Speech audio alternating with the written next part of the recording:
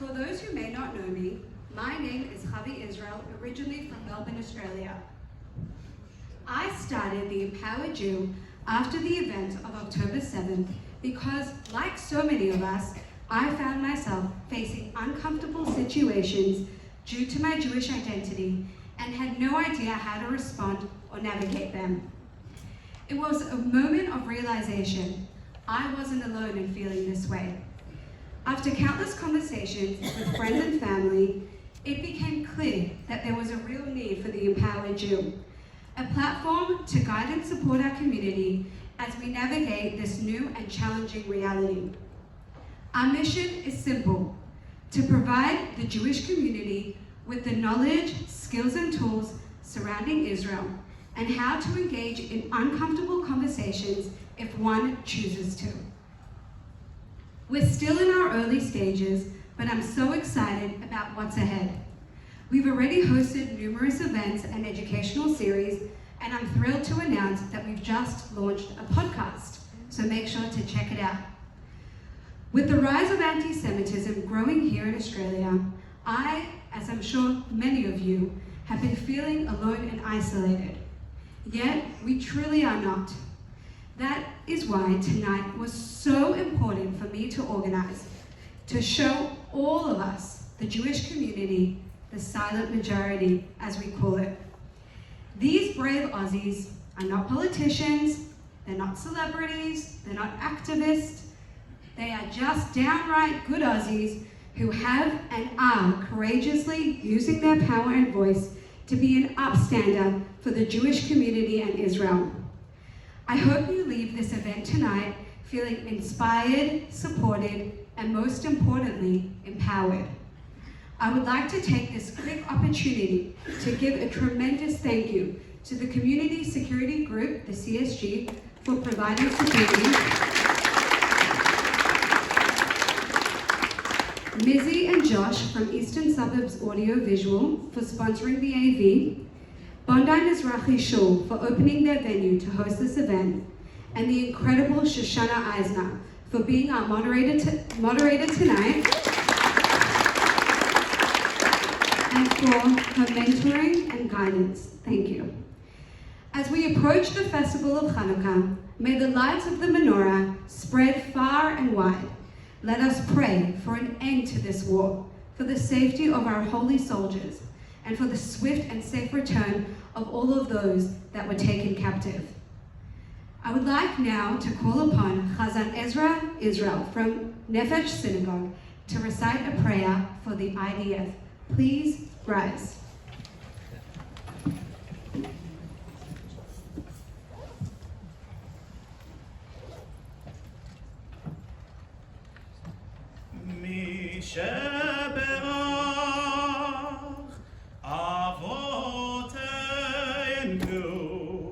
Avraham, Yitzchak, v'Yaakov, hu yevarech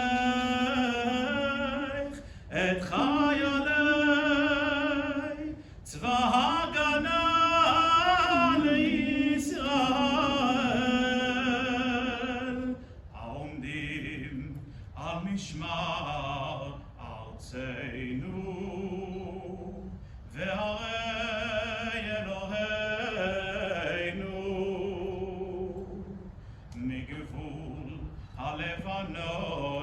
ועד מדבר מצרים, ומן הים הגדול עד לבוא הערבה,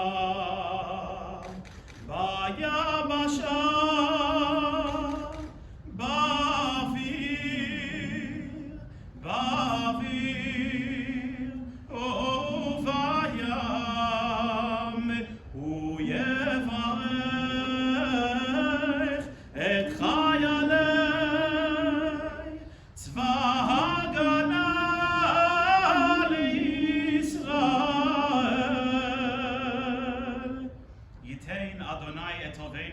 הקמים עלינו ניגפים לפניהם. הקדוש ברוך הוא ישמור ויציל את חיילינו מכל צרה וצוקה ומכל נגע ומחלה, וישלח ברכה והצלחה בכל מעשה ידיהם, ידבר שונאינו תחתיהם, ויתרם בחסד ישועה ובעטרת ניצחון ויקוים בהם הכתוב. כי אדוני אלוהיכם ההולך עמכם להילחם לכם עם אויביכם להושיע אתכם ונאמר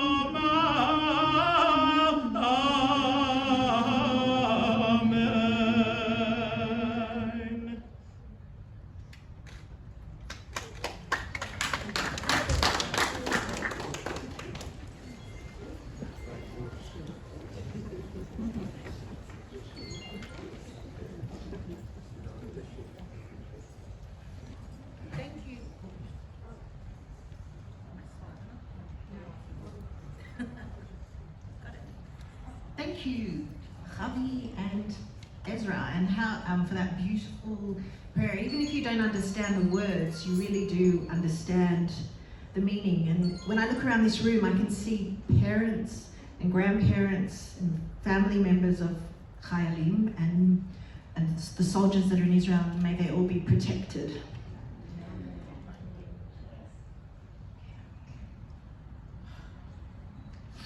My name is Shoshana Eisner. I'm a proud ranger. Hand up, any rangers in the room? It's me? Oh, yeah.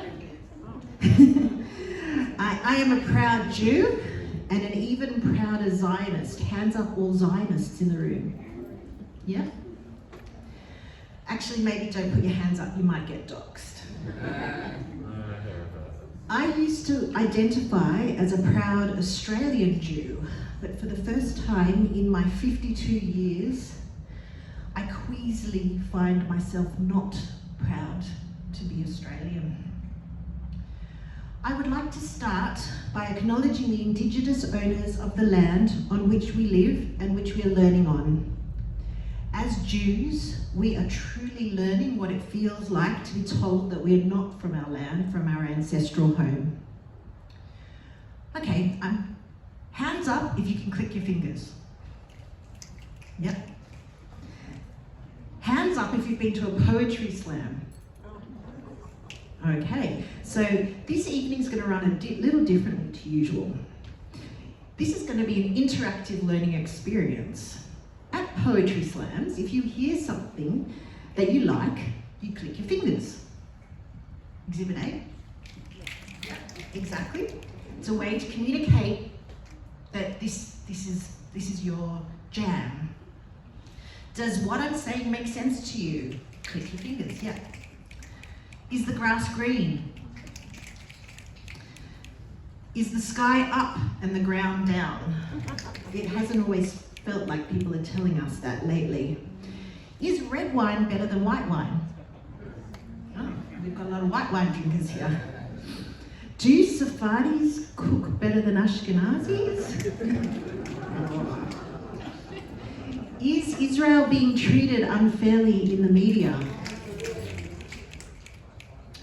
Do you feel less sure of your place in Australia since October 7, 2023? Are you shocked by the turn Australia has taken towards Israel?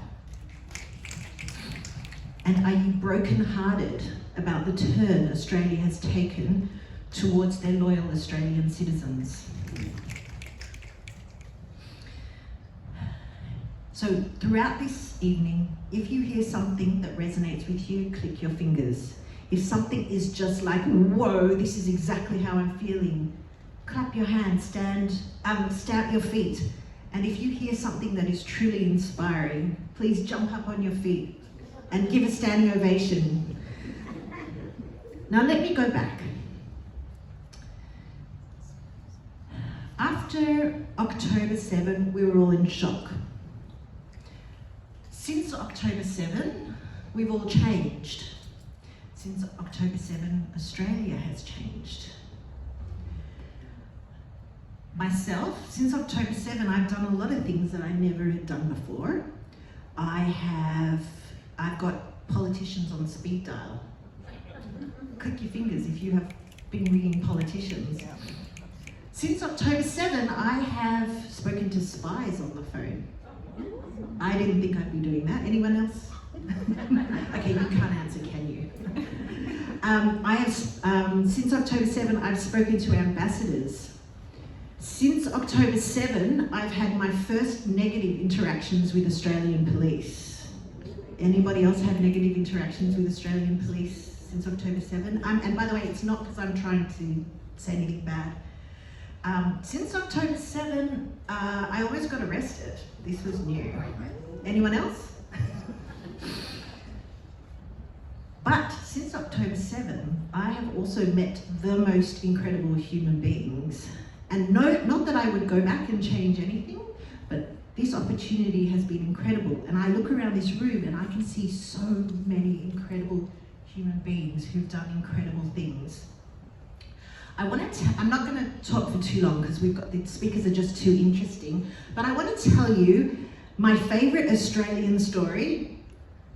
This Australian story defines how I see my Australia, and it involves two black eyes and a bloody face. So in 2019, I was riding my bike. Don't think that I'm fit, I'm not. And I fell off my bike just off Old Soundhead Road, and immediately 7 cars screeched to a halt. Everybody jumped out of their cars, and I looked up, and there was a visible Jew, a visible Muslim, there were men standing there were women standing there were young people, there were old people, every colour, and all of them just wanted to take care of me.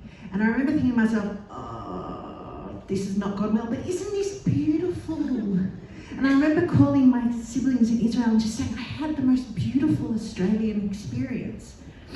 And one of the people who came and got me was actually at the time we were renovating, and all our tradies were Lebanese. Muslim, click your fingers if you've had tradies who were Lebanese in Sydney, very common. And these guys had been in our house for 2 to 3 months. They'd been eating with us, we'd been talking with them, and we're very visibly Jewish. Quite quickly they figured out they could eat my meat because I keep kosher, and because they weren't used to finding places to eat around Bondi. I have these pictures of Israel all over my house. I even have a map from 1780 something that is headed Palestina. We would go through it, they would talk about how one day they want to go to Jerusalem. I'm like, yeah, this is what you've got to see. And we talked about how there'll be peace in the future.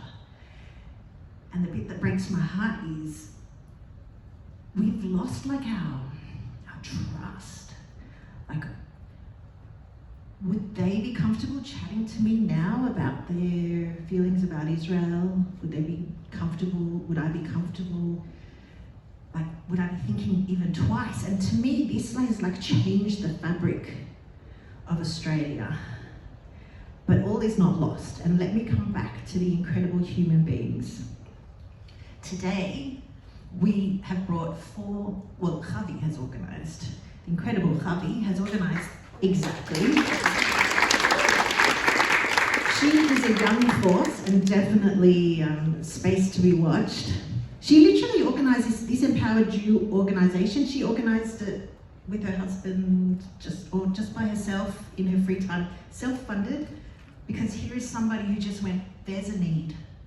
Our community needs to know more about what to say, and so she just organised it.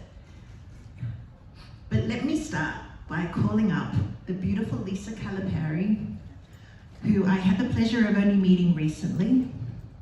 And just like so many people who stood up, she's just an ordinary Australian with a pretty incredible story to tell.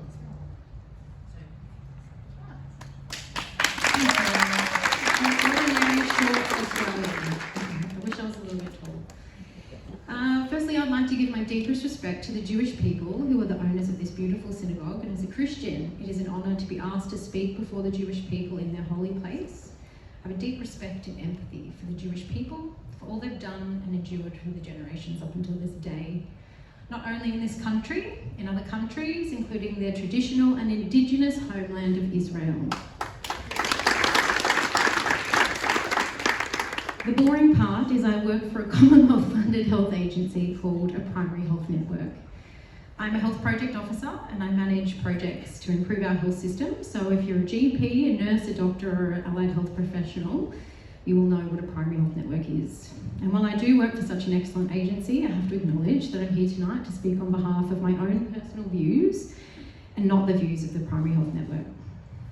What is right and what is fair and what is legal and what are the values of Australia? These are the thoughts that have run through my mind over the past 6 months, and I've been very happy to share those thoughts with news outlets, the Federal Police, National Security Hotline, and all 157 members of our Parliament, as well as our New South Wales and Victorian Premiers. Thank you very much. I'm just a short person, but I have a loud voice.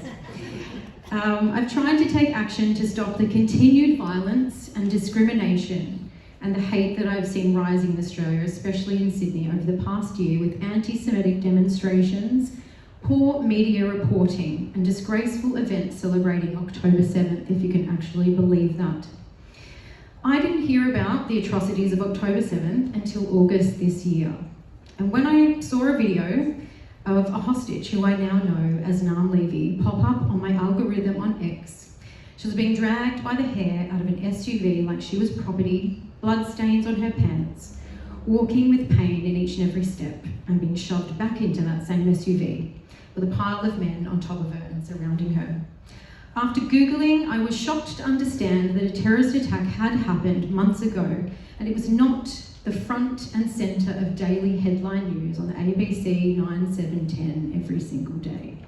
I might look young, that's because of all of my wrinkle creams that I use, but I'm old enough to recall a time when hostage taking anywhere in the developed world was 24-hour headline news stories, and all the news was all about who the hostage were, why they were taken, and who the terrorists were.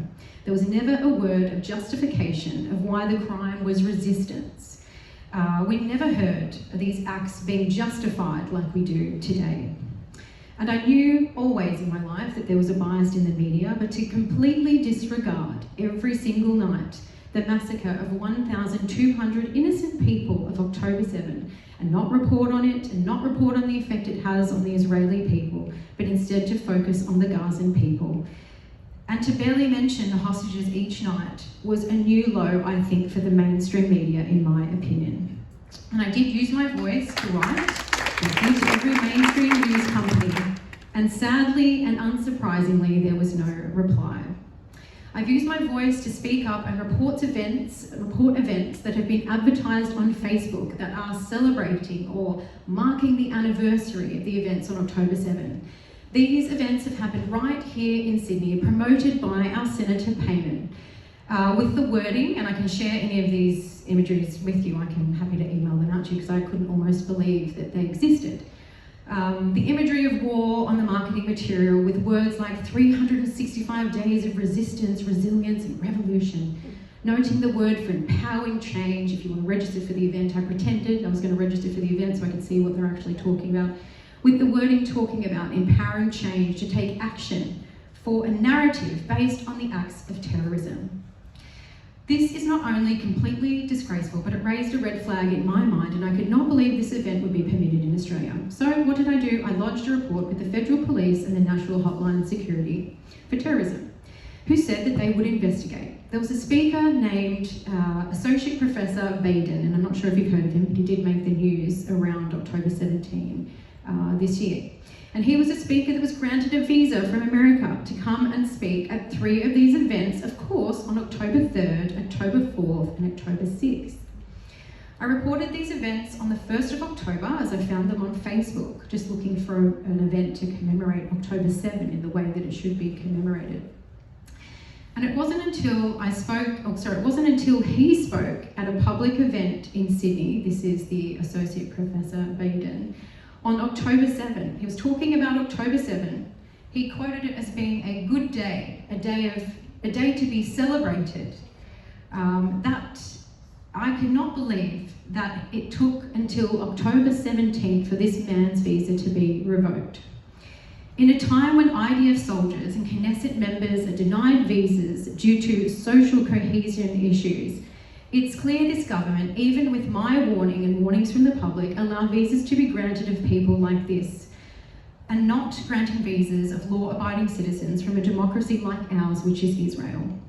I decided to do all I could in all this madness, and my last option was to use my voice to write to the 157 members of Parliament and senators, including our Prime Minister and both Premiers of New South Wales and Victoria, where most of these horrible protests are happening.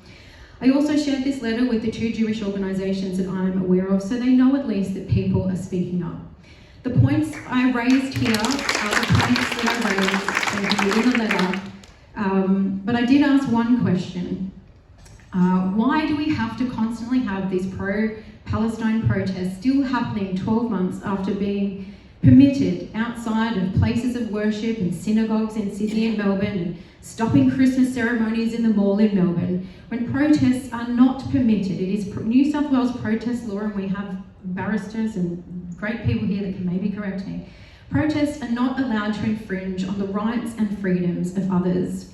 And this is the last point I'll make here. While the above may sound like a waste of my time, as politicians have not replied, I want our politicians to know exactly how I feel about the way they are leading this country. And I want them to know what is important to me and remind them about our Australian values, the values that our soldiers have fought and died for. And I'm not going to quietly stand by and continue to vote for them while they put our Jewish community and the fabric of our society in danger.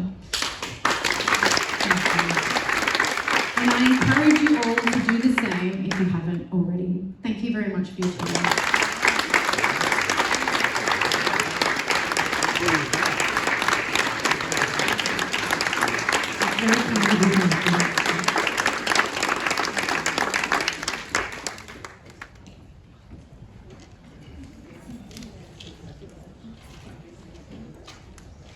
So this is an ordinary Australian. She's certainly not ordinary, she's really extraordinary. And she's here with her mum Annabelle, her magnificent mum Annabelle, who obviously brought her up with very good values. And also, to give a tiny bit more context, Lisa actually grew up in the country, but she's obviously a very intelligent young woman who will stand up for what she believes. I think we can really take from this, we're really not alone. So thank you, Lisa.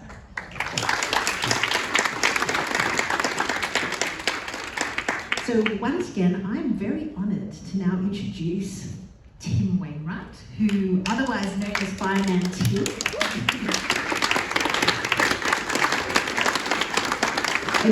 Again, here's somebody who I've known about for longer than Lisa, but he is someone who's literally been gone and been fighting for us. I don't want to take away from your story. No, please keep going. But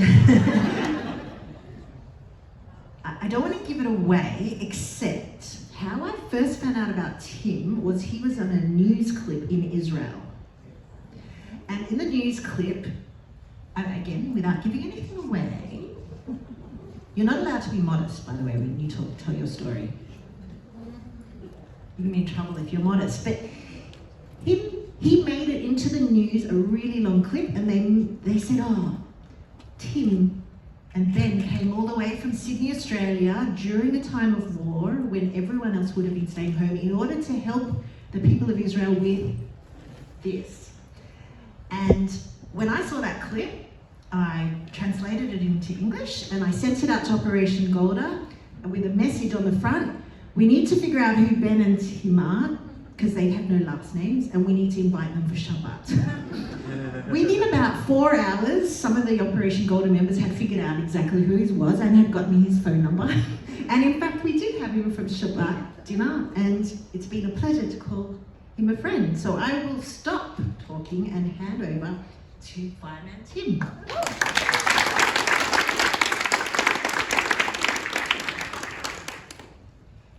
Okay, I'll just give you a brief background who I am. Who is Tim? Why should you care? It goes back to early childhood. My father was a firefighter in New South Wales Fire Brigades, but also Tasmania Fire Service So I grew up in that sort of growing up. My father, before I was born, was stationed out near Condobolin, which is a country town 8 hours drive west. He was heavily involved in the local community, including the Aboriginal community, and he was only about 22, 23 at the time, and they basically initiated him into their tribe, and because he was really interested in how they used fire to manage the bush. And a lot of the younger people at that time in the 70s were not so interested in listening to the elders, so they were really stoked to have a young man who was actually interested in their traditions.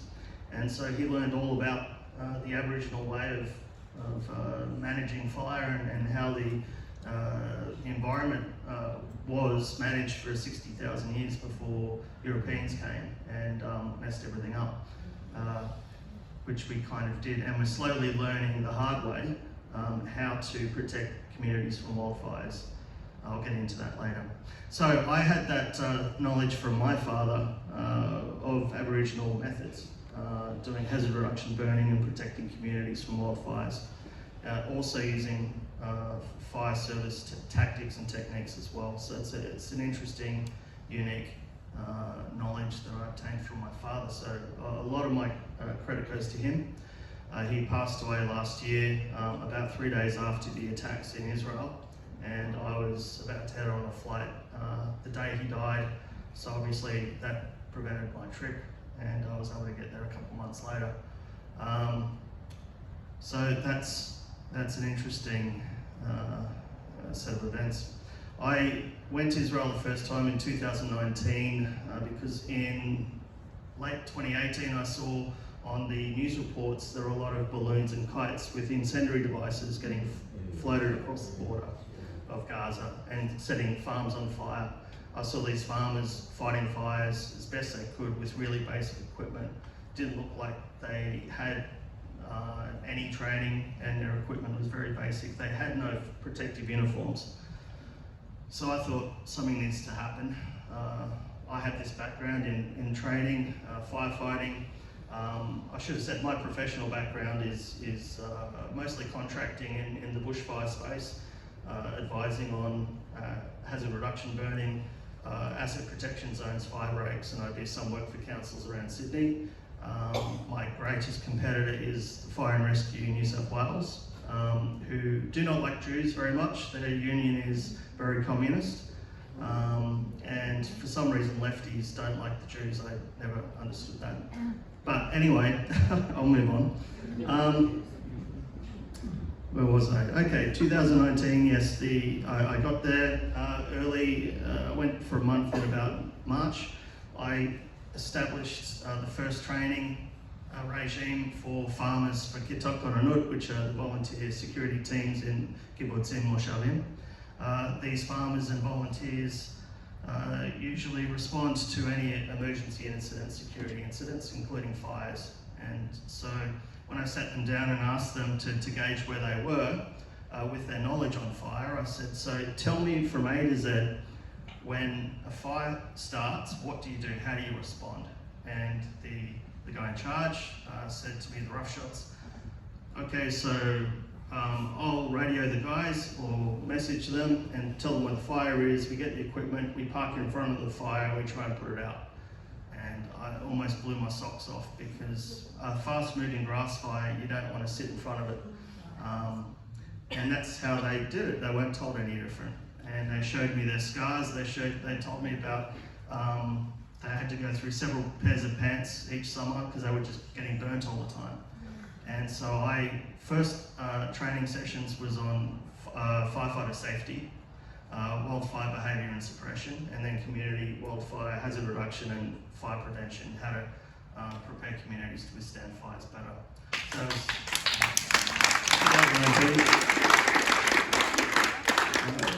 it was about a month, and I was on my own. The money that was raised, we raised about $20,000 from a group called ICEJ, which is a Christian group in Israel, and Australian chapters around the world. At the time I was organising to go over there, they had just been given a donation for 20 grand to go to the fires. And so they said, hey, this is a great thing to put it together. So it covered costs, not much more, for a month. That, yeah, it didn't really cover much more than that. Then COVID happened and no one could do anything. I went for my second time in 2022 for a month with my brother Alan, and we went there for, again, just over a month. We did the southern communities. Firefighter training, again, wildfire hazard reduction assessments. We trained one of the farmers' Thai workers, and when the attacks happened on 2023, those Thai farm workers used their training to fight the fires, and they protected that farm. Every other farm was destroyed around them, but that farm survived.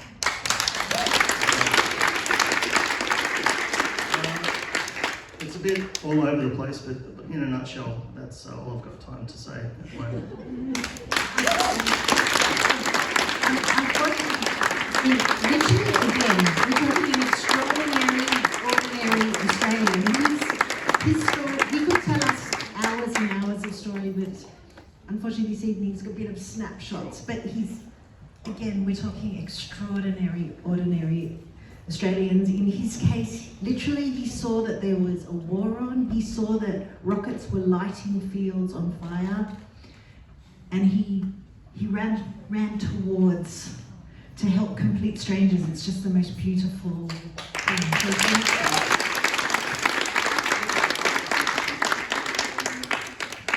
Yeah, so he's already been 3 times this year. He just got back like 10 days ago. He just got over the Jordan.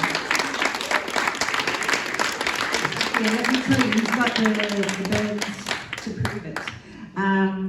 Sorry for having to cut you off, only because we're actually in this room with all this extraordinary awesomeness. The next person who's going to be speaking, quite a few of you may have heard before. It's our fabulous Colonel Michael Scott. But she may not be speaking, but I want to point out his partner in life, his wife, Josina, who is also, she's also his partner in his foundation. And I just want to tell you a little quick story. They came Friday night dinner to our place in Bondi Junction this week, and then they caught the bus home, and Michael forgot he had a kippah. So he was apparently walking through all the revelers, because it was a big dinner, we only finished like close to midnight, all the revelers, and he said, I'm getting some funny looks. But his answer was, I was proud to be wearing a kippah on the bus. So without further ado, I will hand over.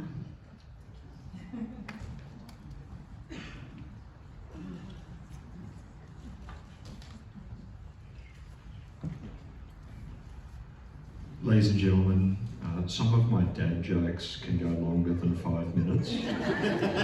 And so what I've done tonight is I've written a script, so please forgive me if I'm looking down a bit and not at everyone like usual. Australians, esteemed members of the Sydney Jewish community, ladies and gentlemen, good evening. I have 9 points. 1. There is no precedent in human history where the challenges of the 1930s, or what we are witnessing in Australia today, miraculously fixed themselves. Quite the opposite. Resolution demands leadership and resolve. For those who read the Australian Jewish News or have visited my website, you already know my thinking here. Things will worsen before they begin to improve, but improve they will through our actions and on our shoulders.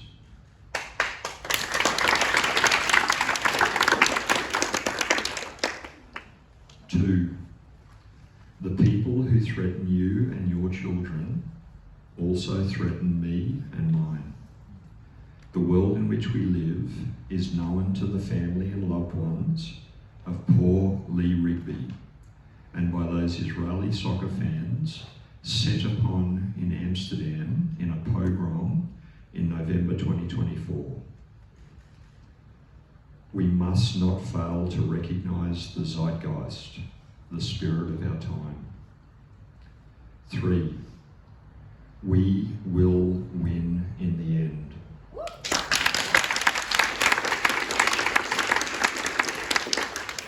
If we're not winning, it's not yet the end. Remain of good spirit and continue to burden share. 4, the anti-Semitism sweeping through Australia and the Western world is not just a Jewish problem, it is a civilisational problem. It is an Australian problem. It threatens our shared values, it threatens our way of life. 5, we live in Orwellian times.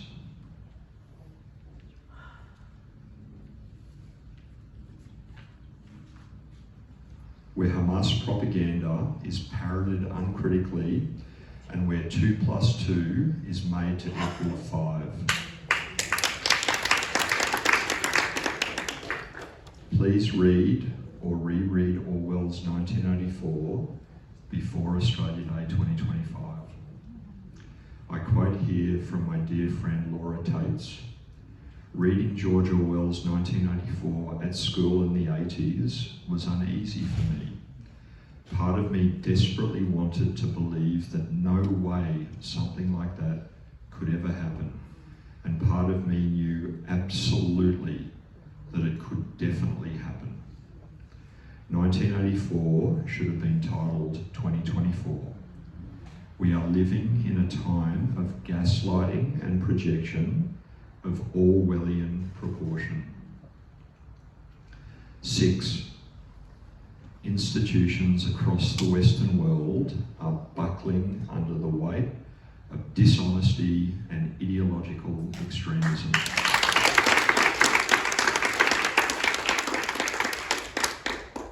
Yet truth still matters. Honesty must be our guiding principle if we are to navigate this storm.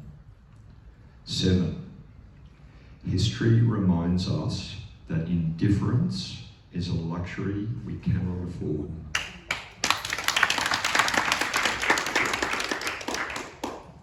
8, there are many examples from the past that frighten, but there are also those that inspire. As Golda Meir once said, trust yourself. Create the kind of self that you will be happy to live with all of your life. 9, the helper candle. I will not be a bystander as Israelis are gaslit and vilified.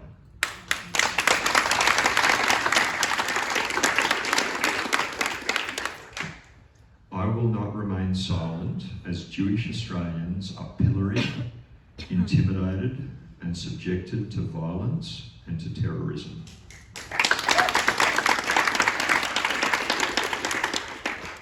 I will not meekly acquiesce as the Judeo-Christian values of Australia, the land of my birth, are debased.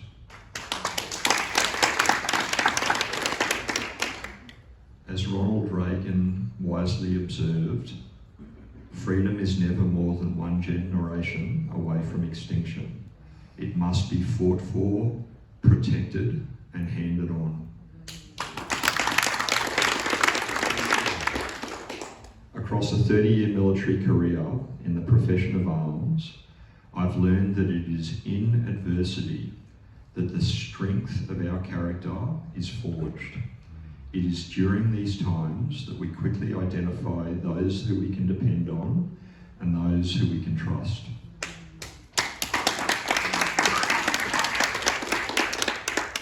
Jewish mysticism speaks of the existence of 36 hidden righteous individuals in every generation who sustain the world through their virtue. This concept highlights the values of humility, hidden acts of kindness, and the profound impact of righteousness on the collective good. I'm on the lookout for those 36. Once discovered, I will partner and collaborate with them. And I think I've just found 2 tonight.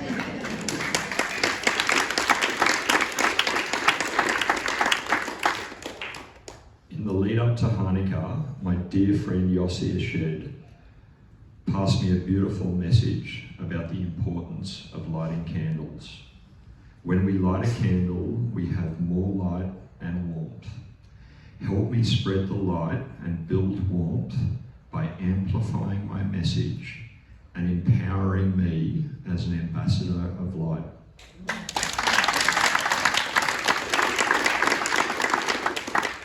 In conclusion, ladies and gentlemen, we each have a role to play.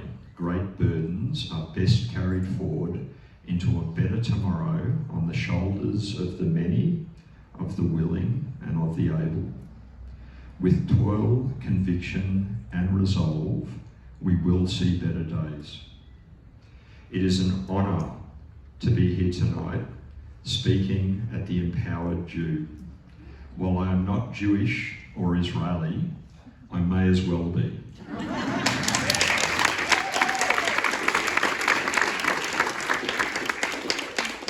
Because I am with you in bad times and good until we prevail.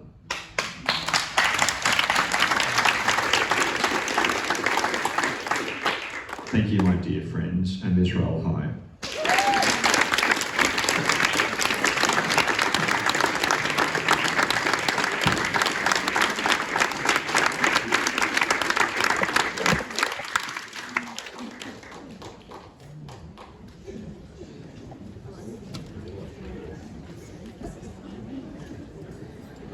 Wow. So the things that the good Colonel just spoke about, they are pretty sobering, but I would say that there are these are things that have been going through our heads over and over again, and to hear them, that they're acknowledged, like that's like I think part of the thing that we struggle with, that we have these feelings and then the media, etc., tells us that we're wrong. So your message is incredibly powerful. So yet another extraordinary, ordinary Australian, if we could possibly call it.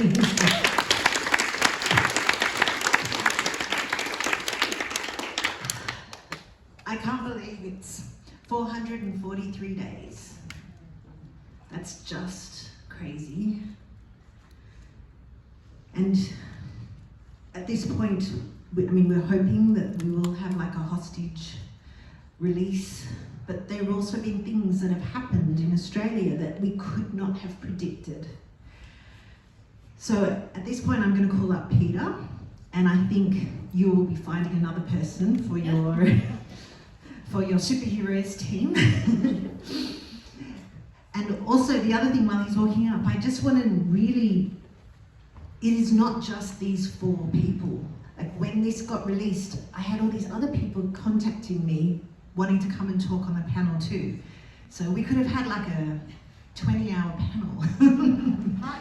Part 2, exactly, and 3 and 4 and 5. So it is with great honour I introduce Peter Lavak.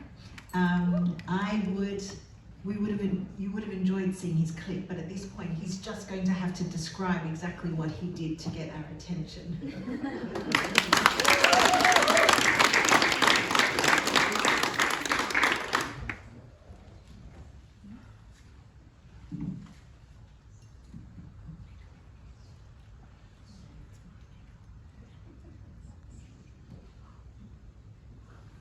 Ladies and gentlemen, good evening. I want to thank Chavi Israel for inviting me tonight. It's not only a pleasure, but a great honour to be here. Thank you, Chavi.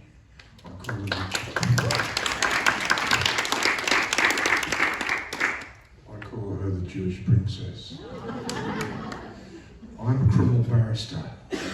I have prosecuted and defended in over 100 murder trials, not only in Australia, but also in Hong Kong, where I worked for 18 years. 8 years as a Crown prosecutor, locking up tried gangsters and killers. I then switched to private practice, and for 10 years, I defended tried gangsters and killers. I have seen the absolute best and the absolute worst of humanity and everything in between. And ladies and gentlemen, evil exists in the world when good men stand by and do nothing.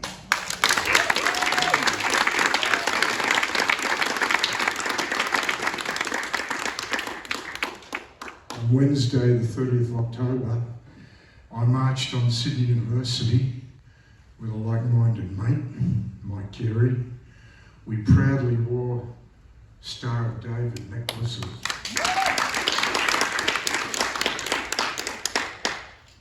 We draped ourselves with Israeli flags.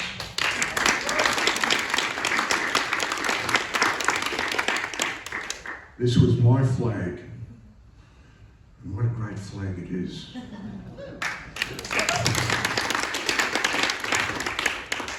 I wore it like a Superman cape. To me, it is a powerful symbol of strength, courage, tenacity, resilience, and most important of all, invincibility.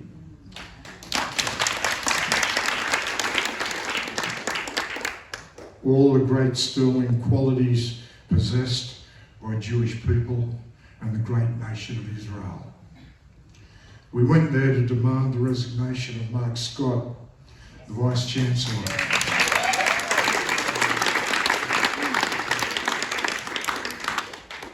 For being too weak and too gutless to protect Jewish students and staff on his campus, on his watch, under his command, from anti-Semitism.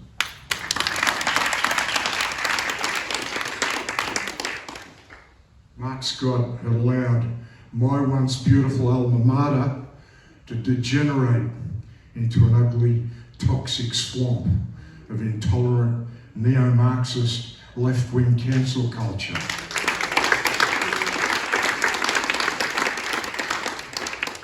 And a cesspit of repugnant, racist anti-Semitism under his fatally flawed leadership.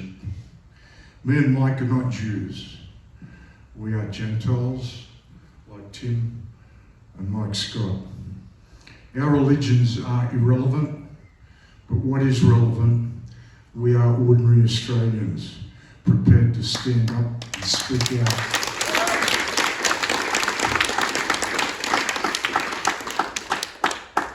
In support of Israel in its just war against terrorism and evil, and in support of our Aussie Jewish friends to let them know, hey guys, you are not alone.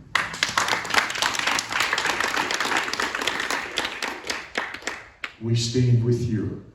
We feel your pain. We feel your suffering. We have your back.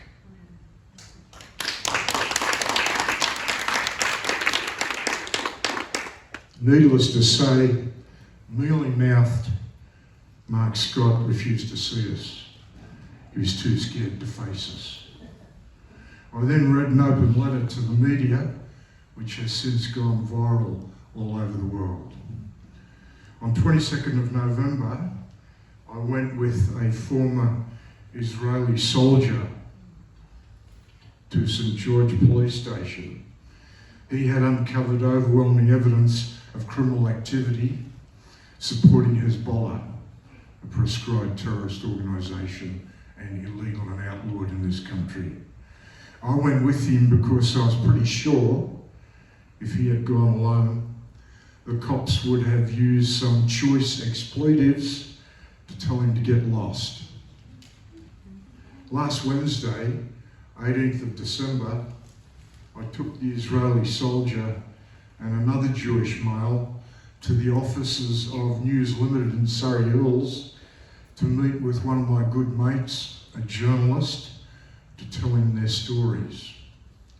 The second Jewish male had recently been arrested by New South Wales police for the heinous crime of waving an Israeli flag in front of a baying lynch mob of anti-Semitic thugs who were screaming abuse and spewing hatred and vitriol towards terrified Jews who were cowering in lockdown inside the great synagogue, while cops stood around like stuffed dummies. The lynch mob laughed and cheered and clapped as the lone, brave, courageous Jew was ignominiously handcuffed and roughly manhandled into a police car to be hauled away to Surrey Hills Police Station. At the police station, he was further humiliated and punished when these cops had the audacity to hit him with a $550 fine. The lynch mob were not the only ones laughing and cheering. The mullahs in Iran, the Hezbollah in Lebanon, the Hamas in Gaza, they were also laughing and cheering when that brave Jew and the other brave Jew at the Opera House on the October 9th was also arrested. Just as they all laughed and cheered every time tennis elbow Albanese and woke weirdo Penny Wong opened their ignorant mouths in an ass-kissing exercise to impress Muslim voters in a desperate attempt to cling to their rapidly fading grip on power. That's what it was all about.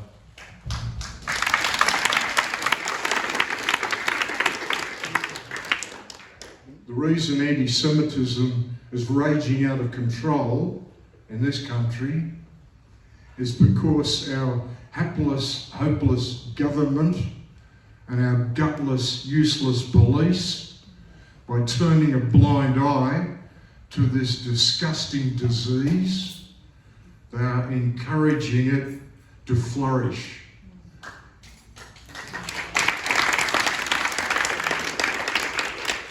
They are not only fueling the fire, they are fanning the flames. And that's why all these disgusting cockroaches come crawling out from under their rocks to jump on the bandwagon. Tennis Elbow and his clowns are more concerned with the release and return to Australia of a bunch of scumbag drug dealers than they are with the release and return of hostages still rotting in the dungeons of Hamas. I told the brave Jew not to pay the fine, and if the matter goes to court, I will defend him pro bono.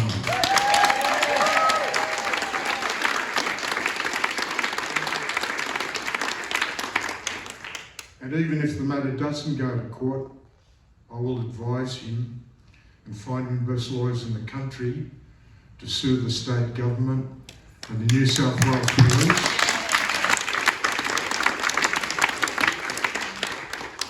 for wrongful arrest, false imprisonment, deprivation of liberty, and racial discrimination for punishing this brave man, not for any crime, but for being a Jew.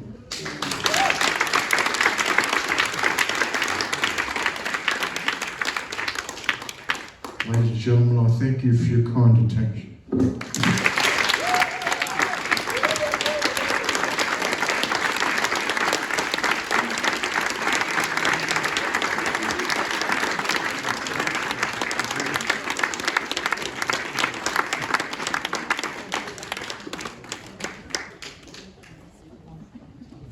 Wow. Yet another extraordinary, ordinary Australian. I'm going to invite up our beautiful speakers, our definitely extraordinary speakers. I am also a graduate of University of Sydney, both my boys also students there, and it's just beggars belief. So when Peter started telling me his story, and I encourage you to look at the clip on news.com. What's the title of the clip? There's two actually. There's news.com.au, and the first one is Time to Pack Your Bags. That's the one dealing with the university. The second clip came out very recently, a couple of days ago, also news.com.au. That deals with the trade of Hezbollah artifacts, illegal trade of Hezbollah artifacts. So actually what we'll do is we'll probably, since we didn't get to display the clips tonight, I think I'm a tall enough Jew I can step down, you can still see me. We're going to send an email that includes the clips from Peter. We've got a short film from Colonel Michael Scott, and also the clip that shows the incredible things that Tim was doing. Okay, so I've got like a few questions to ask these ordinary Australians. I apologise if the questions are hairy. Okay, as Jews, in the workplace, in our neighbourhoods, our friend groups, we're constantly interacting with non-Jewish people, and sometimes we get into conversations where, okay, I'll put it straight, like people have, I even have an employee who accused me of genocide. And as a Jewish person, we not quite sure how to answer those questions. Do you have any insight as non-Jews about kind of what would be acceptable to say in response to a hairy question, or perhaps examples of how you've handled questions like that?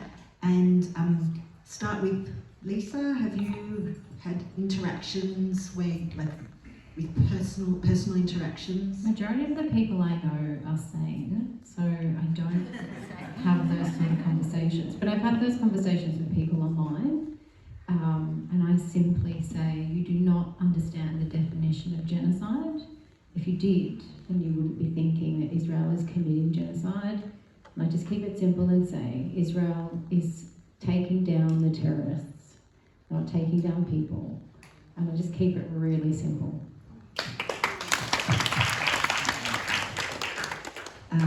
The Colonel, how have you handled questions like that? It doesn't necessarily need to be about genocide, but just generally when you're speaking with non-Jews. Sure, it works good. You don't need to put up with being subjected to criminal abuse. You do not need to take it. Document it and report it. You are being subjected to criminal abuse. Don't stand for it. That's an interesting perspective. And I suppose there's a bit of a feeling that we put out these complaints and they kind of go into the black hole of the Australian political system. You have agency. There's a lot of voters here. You have agency. There is a period before that time. We've also got pizza. Yes, we definitely have Peter, exactly. So Tim, you also said that when you'd been approached by people, so what was your approach? And it's a very valid one as well. Okay, so no one's ever accused me of being part of genocide. Yeah, I wouldn't know what to say, but people have said, why are you supporting Israel? And I said, look, I've been there since 2019 helping farmers. There was one group setting fire to their farms, and that really upset me, and I wanted to do something to help. And so I can't see anything immoral about that. On the contrary, that's what I'm there to do, is to help best I can, help people protect themselves. I won't go any further, but maybe you want to ask a follow-up, like how I would respond if someone accused me of that, maybe? Well, how would you respond? Oh my gosh. Well, I'd identify him as a crazy person, because I mean, who would say that to another person? And the old Tim, before I was married and I met my wife who changed me into this new creation that I am, the old Tim probably would have just told him to piss off and left it at that. But if someone does that to you in the workplace or in an official way, it's a form of harassment because they're accusing you of doing something so horrid. You do need to report that stuff. If it's just someone by the by, yeah, tell them to piss off and move on. There needs to be more of that in our society. People just take things way too far. And more people need to be punched in the face, I think. Will make the society a lot more friendly to each other if there's a risk of getting hit. You'll need that barrister. Yeah, I was brought up old school, so. Can I just make a point as well? Yes. That I think the Middle East is so far away from Australia, and your point, turn the crazy around on them and just say, don't you understand that Israel is a democracy just like Australia? It's multicultural. It's not apartheid. We have all religions in Israel. We have all ethnicities in Israel. Why would they commit a genocide? That's sort of another thing. Turn the question around on them if you do want to engage. And Harvey has a million different great resources you can read about what actually is genocide. So I always just love to turn. I'm very lucky, I guess, to not face that sort of persecution head on. But if I did, I would just switch that around and say, Israel's a democracy. Israel will be held to account for anything it does wrong. So just getting them to really understand that Israel is just like Australia. And please don't go punching anyone. I suppose before I ask Peter about it, I guess I personally, and from when I've spoken to people, they just tell us that we don't know what we're talking about. So even though I'm talking to someone who's known me for 20, 30 years or more, and they know I've been to Israel, they know I've been to Israel many times, they know my siblings have been there. When my son wrote an article when he was there, people said to me, we know it's not true.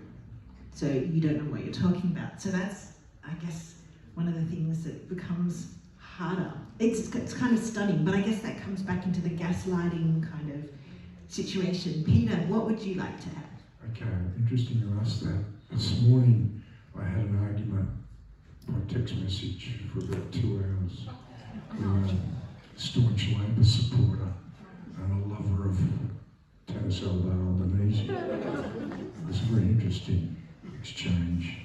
He was defending Albo, I was tearing him down, and he was putting dirt on Israel for what they're doing. And I had to remind him of what happened on October 7th, and I asked him what sort of animals gang rape young women and girls with foreign objects till their pelvises are shattered, both before and after they're murdered. What sort of disgusting pigs torture children in front of their parents and vice versa? What sort of cowards execute prisoners, execute hostages to prevent them from being rescued? What sort of gutless cowards use their own people, their own civilians, as human shields and human sacrifice to inflate the body count in order to attract the attention of left-wing media for propaganda purposes? Anyway, I won the argument.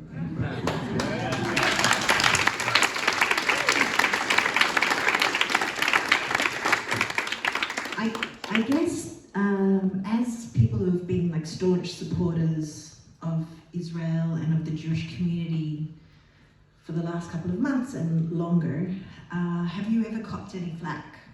And this time we'll do it in the reverse order. We'll start with Peter. Have you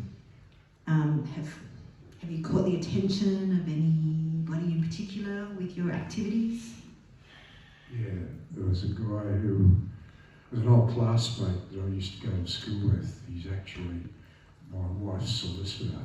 We had a big argument in his office about this whole issue, and he was clearly anti-Semitic, and he was a massive critic of Netanyahu and Donald Trump. And when I tried to set him straight, we had a massive argument. so I promptly sacked him. Well, I guess you voted with your feet. And With my wallet. with your wallet, exactly. Well, that's a good point. That is definitely something we can do. We can vote with our wallet. Tim, have you ever copped any flack or had any injuries related to your work? Like injuries, what do you mean? Well, Like physical? you've put yourself in danger. Oh, I thought we were talking about people being mean. No, both. Right. No one should be mean to you. They're idiots. Well, I'll talk about people being mean thing first. My last major contract was with Sydney Trains, doing building fire compliance for the underground network, offering a specialist advice. And so I was under contract, supposed to be there for 2 years. I got cut off at 16 months because there are a few factors to it, but I did take a month off to go to Israel, which I was entitled to do. And when I got back, there was a bit of flack over that. Nothing you can do as a contractor, they can just drop you anytime they want. It's just unfortunate I didn't get to finish out the 2 years. So there was a huge amount of money that got lost there. A little bit of flack here and there from people saying, why are you doing this and why are you doing that, before and after. That's neither here nor there. Fire and Rescue New South Wales. I don't hate anyone or anything, but if I did, they would be very close to it. They're stopping a lot of hazard reduction burning around Sydney and have for decades because of policy, not law, policy. And my job is to do hazard reduction burning, and the union is also part of the problem. They hate Israel, they hate Jews, they're left wing. People blame hazard reduction, the lack of it, on the Greens. They always blame the Greens. It's not actually the Greens, it's government and bureaucracy and policy. But anyway, I'm going off the point. I have received a bit of flack because of the connection with Israel, which made it just a little bit more worse than it already was. So that's unpleasant. Physical injuries, yeah, I got burnt in Israel a little bit. I was fighting a grass fire, the wind changed suddenly and it was all over me. I had protective equipment on, like clothing. I still got, through the glove I got a burn on my finger, I got a burn on, pretty big one on my stomach.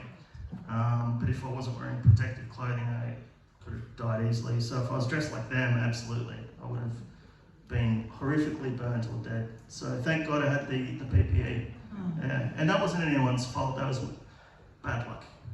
It And happens. also fire. Yeah. Wind. When I was 20, I thought I was like, I could just do anything and nothing could hurt me. And now I'm 45, I realise, things go wrong. So it's good to plan for these things. PPE is part of that. Yeah. And actually, I want to add something in Tim's story. I believe in Australia, like firefighting and all that kind of stuff, it's like a government service. But in Israel, it's actually not well funded. And actually, I don't know if anyone knows, there was a guy called David Katz who married a Sydney girl who moved, they live near Cutsrin, which is up north. And Tim's met him. That's where I got cooked.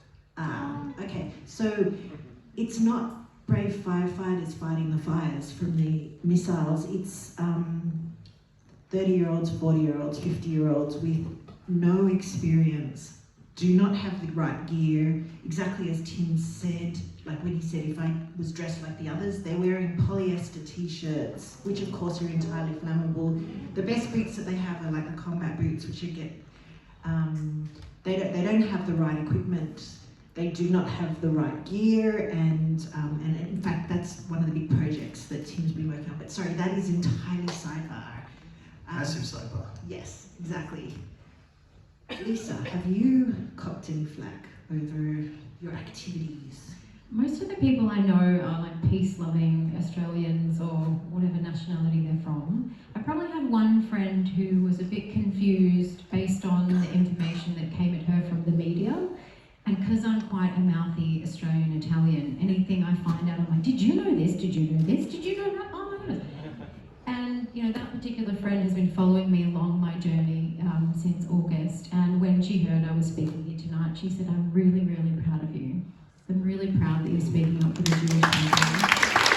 Because no one that she knows is speaking up for them. So I feel that the media influences people just quietly in their mind. They're not going to go out and be part of the pro-Palestine groups, but if you can just speak up a little bit more and just tell them what you're thinking and feeling and experiencing, I think they come along that journey with you and just think, yeah, that actually isn't really fair what's happening at all. So, yeah. I have to say something that Noah Tishby said when she spoke at the JNF function last year, like a minute before October 7, when we all thought that the world was good and moving forward. One of her tips was invite non-Jews for Shabbat dinner. By the way, that's not why I've invited any of you. Because I genuinely liked you. But kind of like what you said, engage people in conversation, demystify, be normal. Like, you can't really hate people that you know. It's much easier to hate people that you don't know. And on that note, have you copped any flack? I heard you got a little attention recently. Oh, yep. But as Winston Churchill reminds us, if you're not getting criticised, chances are, one, you have no beliefs, and two, you have no impact. So the reality, team, is that it's all going to get a lot worse for all of us. That's what history has taught us. Part of what we need to do is realise that and act in the context that we find ourselves, not the context that we would wish for.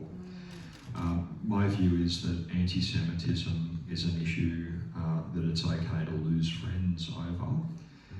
And I'm really comfortable that a couple of people that I've known for a very long time have unfriended me. I'm perfectly happy with that.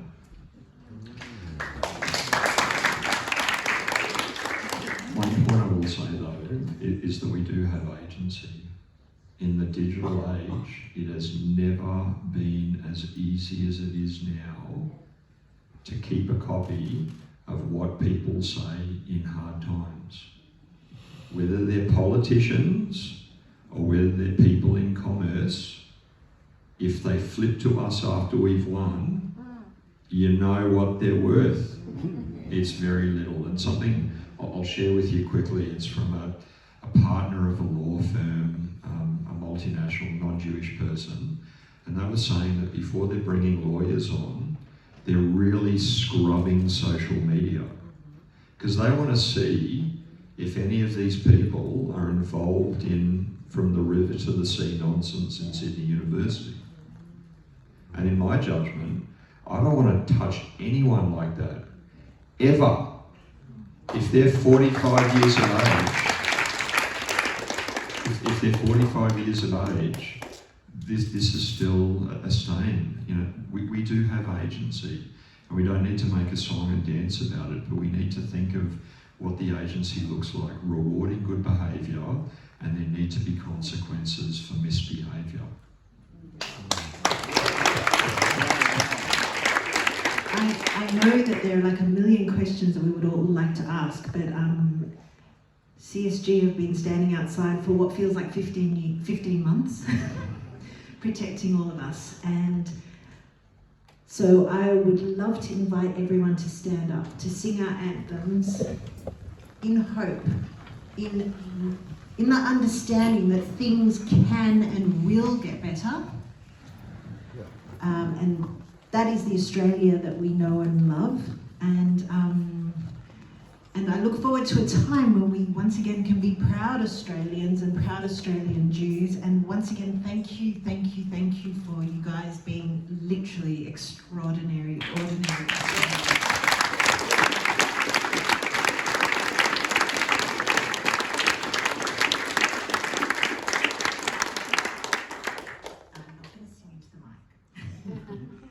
Start with the Australian anthem.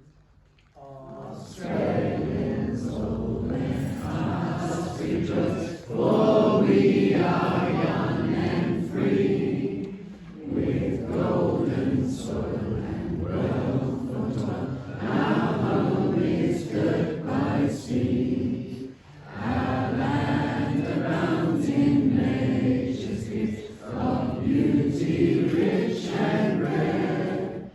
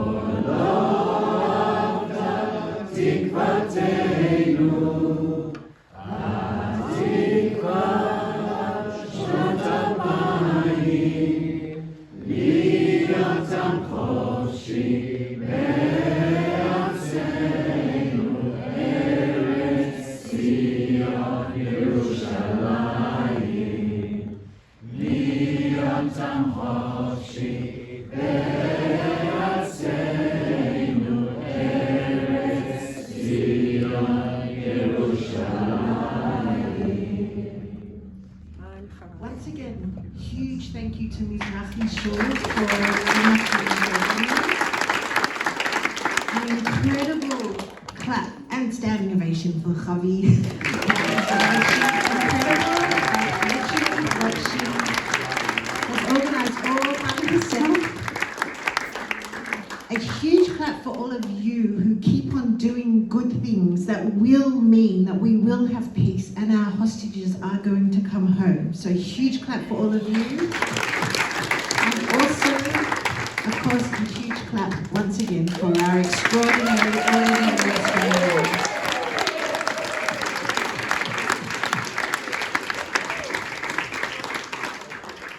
I'm Israel Chai.